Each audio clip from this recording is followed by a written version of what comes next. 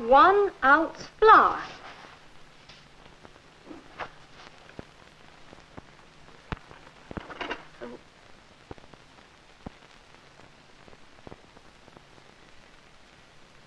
One ounce. That's lucky. 1 ounce of butter.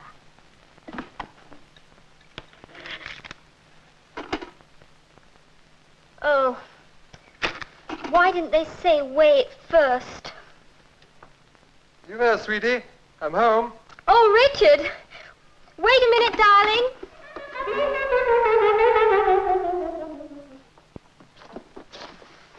Darling, I'm all flour. Oh, never mind. It'll brush off. You home.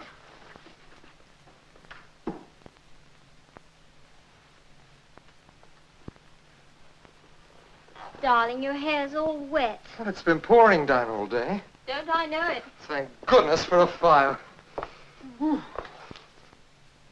You know, darling, I tried to put the washing out 3 times today, and each time it started again. And it's been so cold. Oh, you did get damp, didn't you, love? We've been on the new site all day. That Jenkins, what a slave driver. I've had no time for lunch. What's for supper?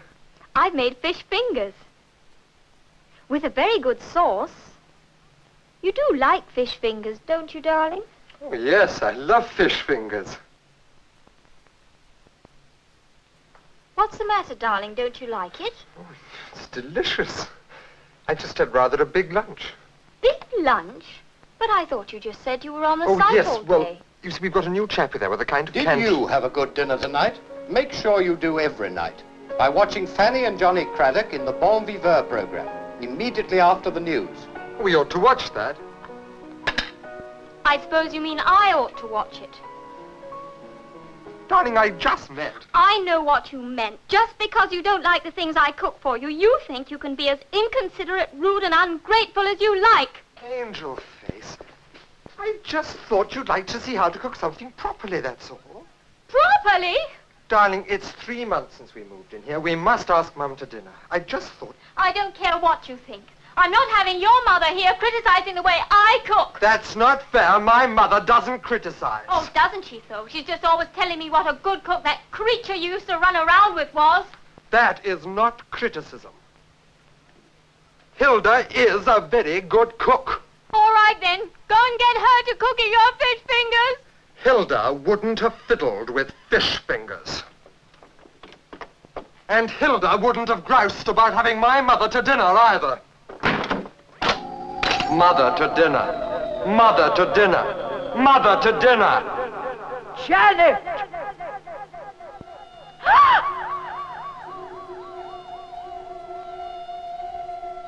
Tell me, Janet, what precisely have you prepared for our dinner? Fish fingers. I'm sorry. I'm terribly sorry. Where's our dinner? Where's our dinner?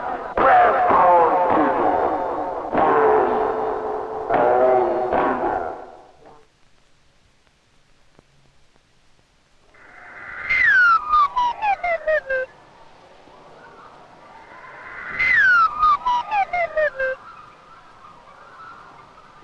Oh, it's you again.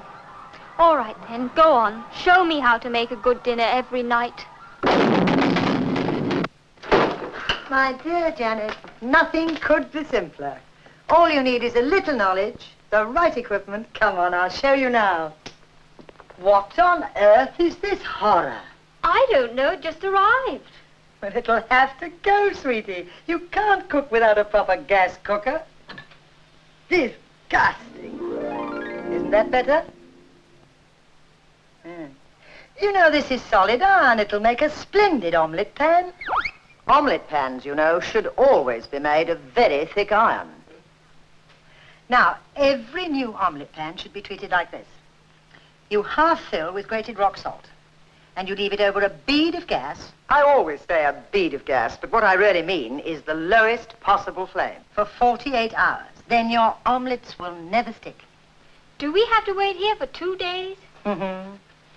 We do not. There's one of them. There's the other. Now let's get rid of the rock salt, shall we? Go on, vanish. Now all that remains to do, when you've got rid of the salt, is just to burnish the surface with a spotlessly clean cloth, like this. There. Now, with a coal pan, we light a bead of gas and put the omelette pan on dry to get hot while we go and make the mixture. We've already got a bead of gas there, so we'll just leave it. Now, I've always wanted to show you this one. Come on. Eggs, butter, salt and pepper. Now, we'll break 4 eggs into this bowl. 1, thank you. 2, 3, 4. Add a little bit of salt and pepper and beat the eggs up lightly with a fork.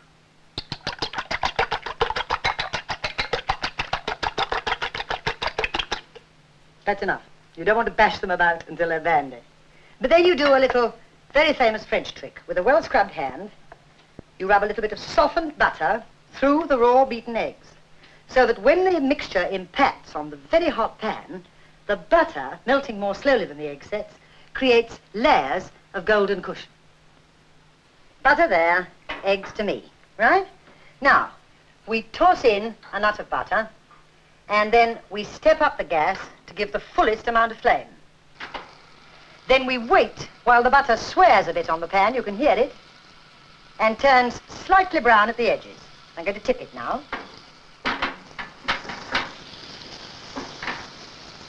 Now we're ready to go. Pour in the egg mixture and go to work with the flat of the fork. Never like that. Do you understand? And you hold the pan in this hand, and then with the flat of the fork, you catch up the frills as they form.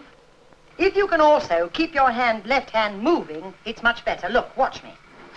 Now you go on doing that until the mixture is firm on the base, but still wet on the outside, which is now. Because if it's firm all over, it's no longer an omelette, it's a pudding. Can I have that spatula? Good. Now we'll turn out the gas, flip over one edge, only one, give you that back, take our heated dish in one hand, the omelette pan in the other, and tip both at very sharp angles to each other. And then like that, we turn out our golden cushion. Well, now, this is ideal bachelor cookery. But of course, women love it as well because it's so easy and you can make this in advance. It's called parcel cookery.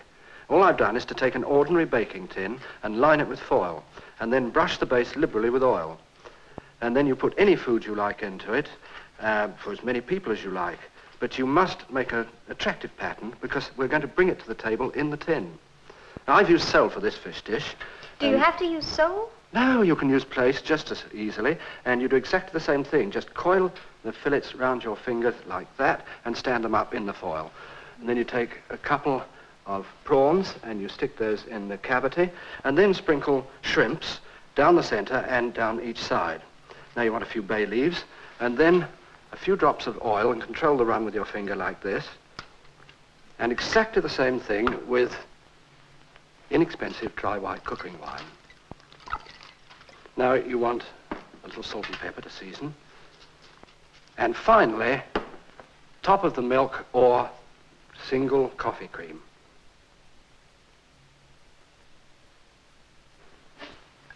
And then you wrap the whole thing up loosely in a parcel like this.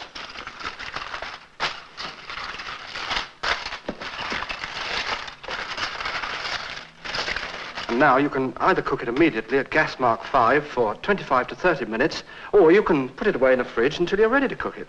Oh. How long would it keep? Well, it'll keep at least 24 hours in the fridge, and then when it is cooked, it looks like this.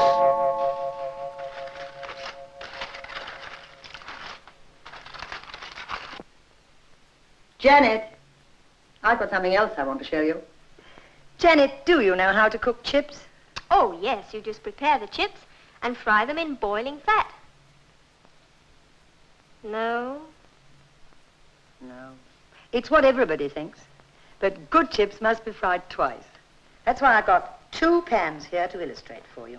One with still fat in it, and one with slightly smoking fat. I see.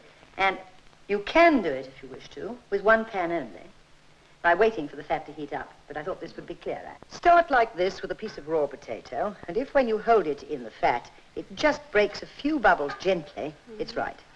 It's not bubbling much, is it? That's as it should be. Because if it bubbled fiercely, as it would in the pan that's slightly smoking on the other side, then your chips would brown as well as cook. And the whole secret is to cook them the first time until they're tender for about 4.5 minutes without them turning color at all. Then you can take them out, leave them to go cold, and do the second crisping and browning fry in the very hot fat when you want them. How long could you actually keep them? Well, for instance, you can do what I'm going to do now with you in the morning, leave them till the evening, and then finish frying them, do you see, for Richard when he comes home. Oh, that's handy. Now, here we go. 4.5 minutes in there. That's a pretty dress. When did I change? Dream. Oh, dream. Time's up. We'll turn the gas out and lift them out. Now, you see, that's the stage at which you can put them on one side, leave them to go cold, and then you do the stage we're going to do now when it suits you. I In point of fact, it suits are supposed to go right on, doesn't it? So, first to see that this smoking hot fat really does seethe violently. Yes, it does. You see that? Right. So, in they go for about a minute to a minute and a half to turn a rich golden brown. Minute and a half up. Now, have we got crisp brown chips? Put that bit of blotting paper on for me. There, that's it there. Keep your hand away. That's right. Now, first we'll see if they look good. You can hear them sounding crisp, can't you? Now we'll pop them. Floury in the middle, crisp on the outside. No time to eat that now. I've got another kitchen to show you. Come on, let's vanish.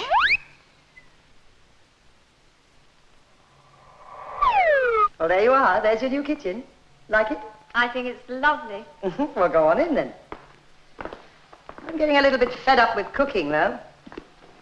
I think I'll let you do it for a change. Me? What? Oh, a souffle. A souffle? But that's very difficult. Souffles are easier to make than any Yorkshire puddings. Come on, I'll show you. Here's everything you'll need. Where are my egg whites? Tried looking. Well, since you're here, will you pour them into the bowl for me, please? Right. No? Now vanish. Now, in a minute, I want you to switch this on, and then we'll whip up the egg whites, 5 of them in there, until they're absolutely stiff. Then you simply fold in 12.5 ounces of sieve jam. This is strawberry. You can use any jam you like. And you can add a touch of liqueur, but it isn't essential, so we won't do it. Now, come on, switch on.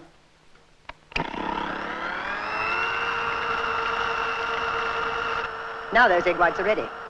Switch off. That's it. In a moment, I'm going to ask you to switch on again, just to, quite slow, 2 or 3. And then I want you to pour this strawberry jam, which has been sieved, as you know, straight down the side, and then catch it up with the spatula. That's all there is to it. Okay? Switch on. Nicely played. 4. That's fine. Scrape every little bit out. You know you can do this just as well with a rotary whisk, don't you? Just takes a little longer by hand. Okay, that's done. Now switch off. Lift up. Good girl. Now take that in that hand for lifting the mixture up, and this in this hand for steering it into the little bowls. And I'll put those for you. Ready. That's right. Go on, fill it right up. Use the other one to push it down. Now take a little bit more. That's it. And so on with the lot. Now, we shall want our oven at gas mark 7.5. So we'll light it. Starting from a stone-cold oven to disprove that utter nonsense that you need to heat a gas oven before baking any delicate item. Have you got those ready, darling? Good. In they go.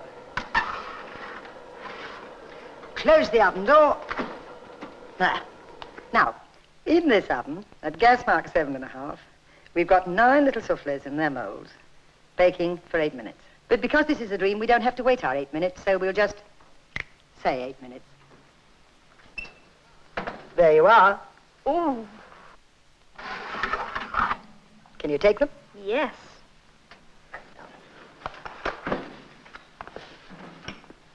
Now I'll do what I promised you and show you that however delicate the mixture, you can still turn a souffle out and it will keep its shape perfectly. Now, have I given you the confidence to try those for yourself? Oh, yes. But poor Richard. Why? Well, from now on, he'll have nothing but soufflés for the rest of his life. Oh, nonsense. Johnny's waiting to show you something else now. Go on, off you go. Are you going to use the grill? Yes, I am. Oh, good. Nothing I grill ever comes out right. Well, it's perfectly simple if you remember that the whole art of grilling is in the sealing in of the natural juices. And you do that by showing a fierce flame to both sides of the meat just for a few moments. And then you can finish it off as you like it, underdone, medium, or well done, in one of two ways, under a lower heat. I'm going to show you them. Now, here I've got a mixed grill. And onto the tray in its high position, I've put, first of all, my sausages, which I've pricked with a fork first. Then my lamb cutlets, which I've salted and peppered both sides. Then I've got a kidney cut in halves, and I have put some mustard on that, and then a little oil. And now we're ready for the sealing process. I've had this grill on for some time because I want a really fierce flame, and here it goes under that fierce flame.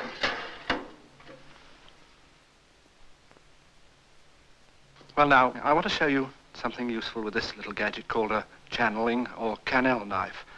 And this is for garnish. Take an orange and just run it round like that, round the skin. You see, it makes a lovely little circle like that. And then you go round again like this.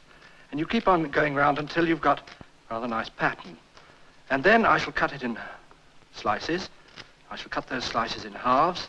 And then I'll show you in a few minutes how useful it is for garnishing, for instance, round the edge of my mixed grill. Janet! All right, you'd better go. It's Fanny wants you again. I'll show you this later. Now, there you are. Sorry, I was talking to Johnny. Well, I want to show you something about refrigeration. It's still pre-preparation, and for it you use a tangerine. You can do it with an orange, but it's a little more difficult. And you just take the fruit and roll it between your hands and press it with your thumbs until you can feel the flesh pulling away from the inner wall of skin. Then you simply cut the lid off, as I've already done with this one, do you see? And you can see that the skin has pulled right away, enabling you to pick out the fruit inside like this so easily. Now, when you make ice cream, instead of putting it into dreary little cups or bowls, flavor it orange or tangerine for this, pack it inside the hollowed out tangerine, put the lid on top, and then add either a bay leaf or an orange leaf if you're lucky enough to have grown them from pips. Come on over to the fridge. Look here. Open it up for me. That's what a whole set of them look like. And you can put them into the freezing drawer of your refrigerator and leave them for weeks if you like.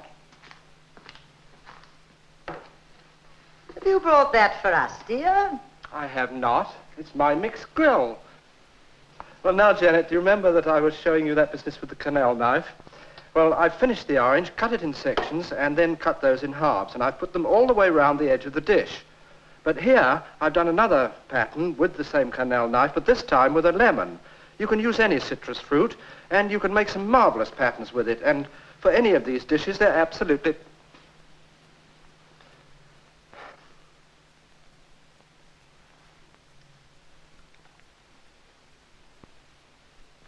Johnny seems to be enjoying himself, so am I. You know, I never thought I'd enjoy cooking, but you make it fun. Of course, cooking is fun, provided you don't have to do it in a mad scramble. Just remember to pre-prepare as much as possible, plan ahead, and always have modern equipment to ensure success. Then you can experiment with something really exciting.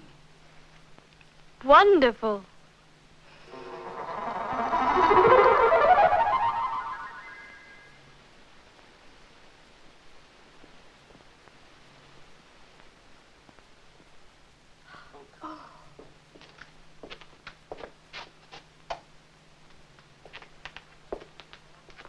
I'm sorry, It's darling. all right, sweetie. It was my fault.